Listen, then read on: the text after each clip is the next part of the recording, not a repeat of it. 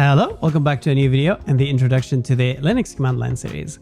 In this video, we're going to talk about the rm command. It's one of my favorite commands because you can use it to destroy your operating system if you're not careful. And this is exactly what we're going to do in this video. So first, we're going to talk about the command. We're going to show you how you can use it. And then we're going to destroy my Ubuntu virtual machine, not once, twice. Now, my Linux virtual machine has two partitions, and in each scenario, we're going to attempt or successfully completely remove all the contents of one of the partitions and then try to load the system and see if it's going to boot or not. Spoiler alert, it's not going to boot in both cases, but they are different and the difference is interesting.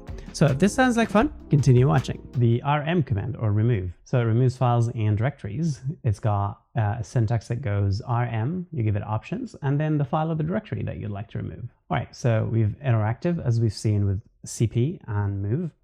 So it'll ask you before removing anything. There is recursive, so that's used for directories. So in the same way we used -r for copy when we were copying directories, you would use -or for removing a directory, so that it goes in and removes every file and folder with or directory within that directory.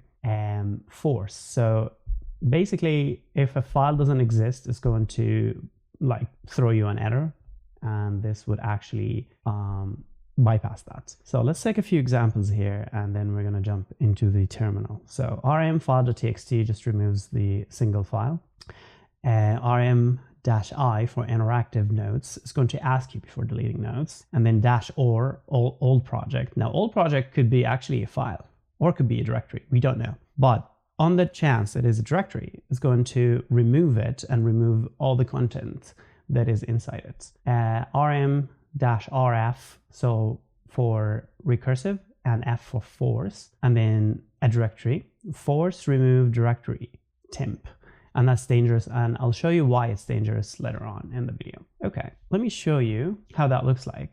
And you might notice that I've switched to Debian because Ubuntu kept giving me pain.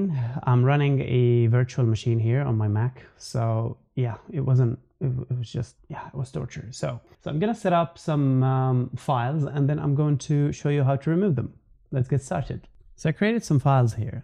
Let me show you around. So old project has data.txt, all right, and temp has trash.txt, and I've got those two empty files. So I've typed in a command here just earlier, so just ignore that. So I'll start with the very basic form of the command, rm, and I'm going to give it 1.txt.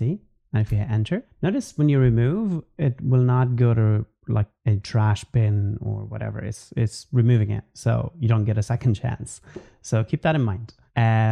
So I'll use one of the options that we had, which is the interactive option. So rm-i, we removed one, so let's type in 2.txt. So remove regular empty file 2.txt, and I like how it says empty as well. So it's checked the content and realized it's empty. So that might be helpful for you to make a decision if you're like removing a bunch of files and you're not exactly sure what's in what. So seeing that word empty is really nice. So I like it. I'll say no, and then it doesn't remove the file. I'll try again. I'll say yes, and it removes the file. Okay, notice what happens if you attempt to remove a non-existing file. It says no such file or a directory. All right. You can get rid of the -i, you'll get the same result. But if you put -f and you hit enter, well, you see it doesn't complain anymore. So that's something to keep in mind. So the other option that we looked at is recursive, and that option has to do with folders. So let me show you. Beginning with rm, and we're going to try to remove the old project. If you hit enter, it's going to say cannot remove old project is a directory. Let me try and input -force. Well, still complains. It says you cannot remove it because it's a directory. So I'm going to have to get rid of the f. I'm going to put r. So r will say, all right, I know it's a directory and it's got contents. I would like you to remove it recursively. So go inside the directory and then inside every directory within that directory and remove everything. So if you do that, well, the directory goes away. All right. So now we have temp, and even if you actually, so I'm going to cut and paste this here so that temp is empty. I'm going to try to remove temp. It wouldn't remove it because it says it's a directory, so you cannot remove it. So even when a directory is empty, you need -r to remove it. However, there is another command that you can use to remove empty directories, and it's called rmdir. So you know how we had make directory for mk directory for making directories? Rm directory removes directories only if they are empty. So you hit execute, it removes the directory. Let me make directory temp and let me move trash in temp. Now, if you go in temp and you ls, you've got trash in there. So if you go back, ls, and then I'm going to try and rm directory temp, and watch what's going to happen. It says failed to remove temp, directory is not empty. So like I said, will only work if the directory is empty. So yeah, the way to remove it is rm-r because it's not empty. So you want to go recursively and remove everything, and then you hit execute and the directory is removed. So as I've mentioned earlier in the video, I've been very frustrated with my Ubuntu machine. And so to punish it, I'm going to show you how to destroy your distribution. Please do not do that on your own machine.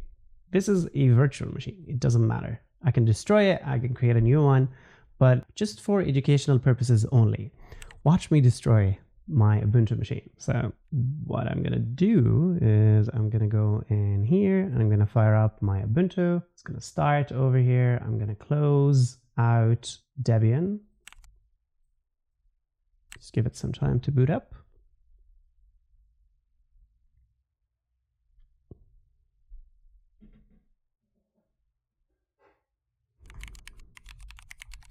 All right, cool. Now let's fire up the terminal. Now, when you're working with rm, you want to be careful not to have a slash at the beginning because that means it's an absolute path. So what it means is when you do ls and a /, what you're basically saying is move me to the root directory. Now, removing anything here is not fun. Like you don't want to remove anything from here. So let's say that you're in your home directory and you have, I don't know, a folder called bin. So I'm going to create a folder called bin for my own local binaries. Okay. And I want to remove bin. I can do that, right? And if I ls, bin is gone. Let me create it. Let me create bin again and then show you what this means. So if I accidentally put this, I'm not actually removing this bin. I'm removing, where is it? I'm removing this guy. Now this guy is, you don't want to remove that bin, okay? So if you do that, it says permission denied because you need super access or super user access. Sudo. Now we're going to talk about sudo later on. It's not the topic of this video, but basically when you have sudo, you are the super user of the system. So you can delete anything, you can do anything.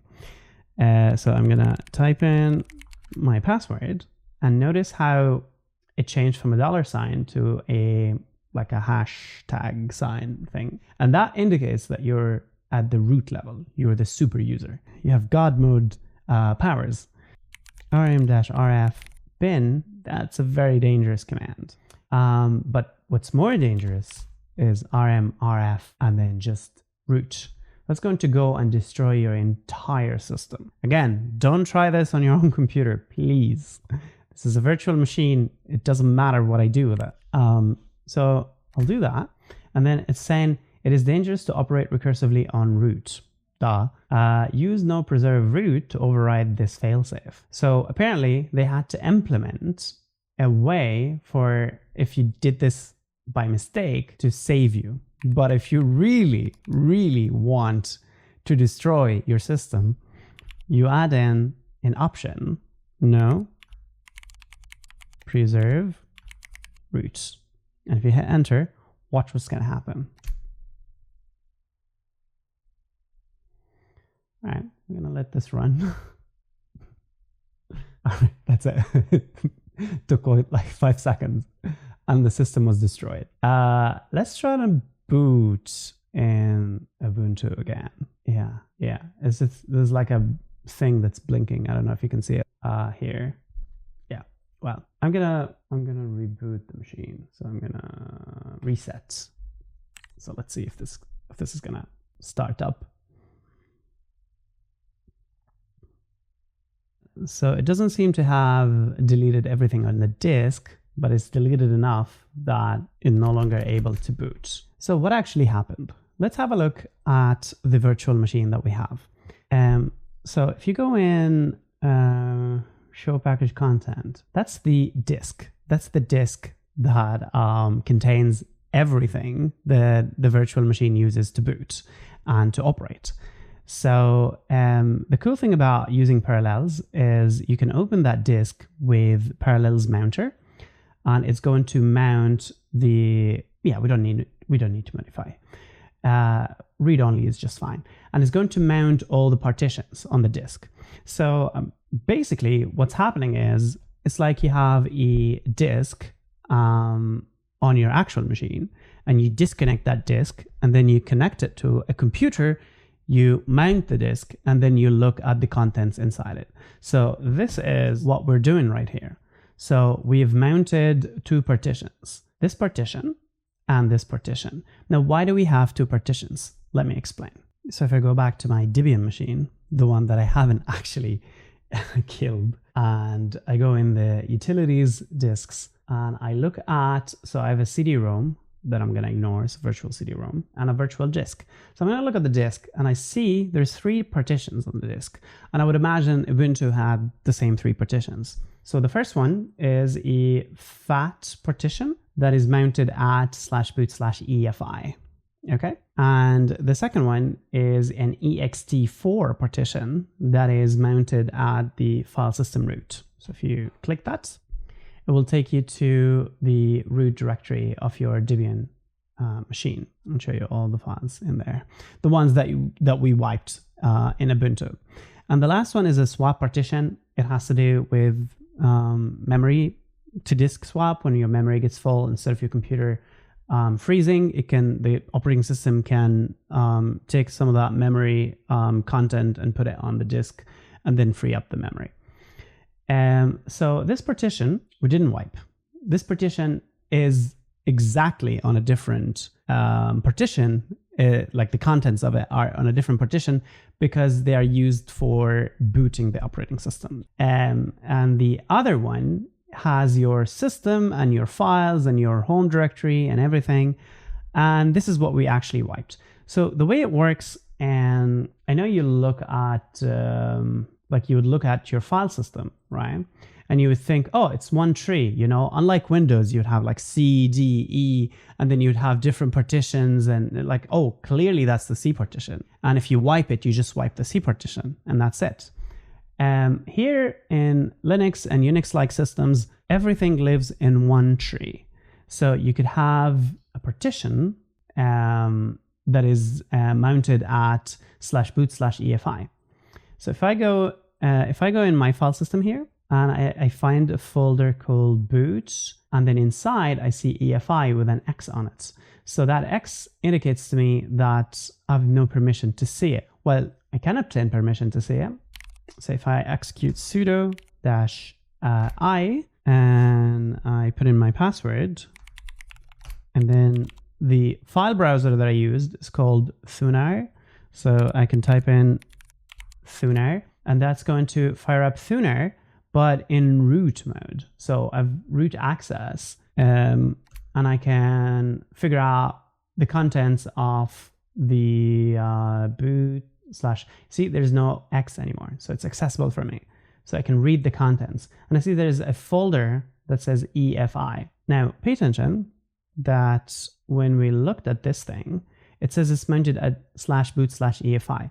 So sorry. So right here, we are looking at the contents of that partition. Okay. So EFI, Debian, and then some files in there. So let's, for instance, read the contents of this one. So this one says the boot entry for Debian, right? So when we go back and look at what's been mounted, we see that we have the root directory that we're familiar with. And clearly we haven't deleted all the files yet, because you could still see a lot of the stuff that were in the root directory, but we've deleted enough files to prevent the system from booting. The second directory is similar to, if you go one level up, similar, oh, 2 levels up, similar to this. So there's an EFI.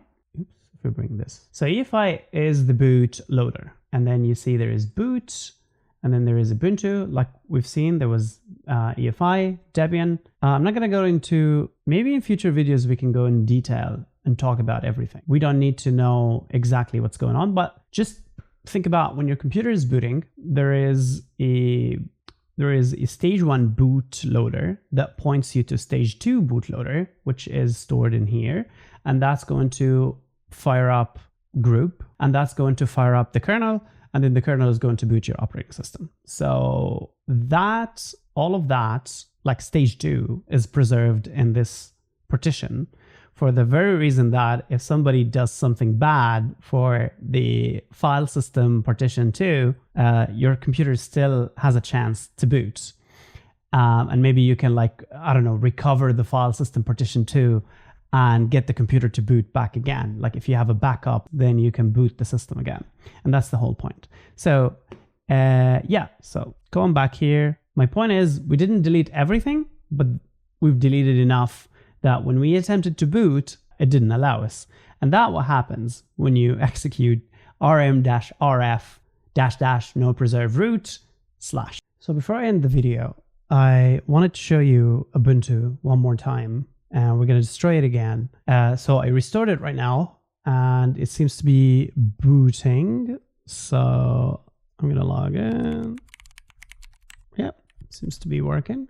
Cool. So let's have a look at disks and see what actually was stored on, like what the layout was.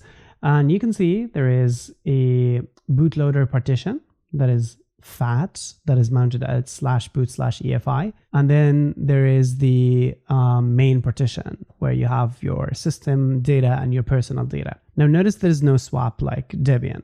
Okay, I'm going to fire up a terminal window, and this time we're going to destroy it by erasing the content of this partition. So we attempted the erasure of this partition, the contents.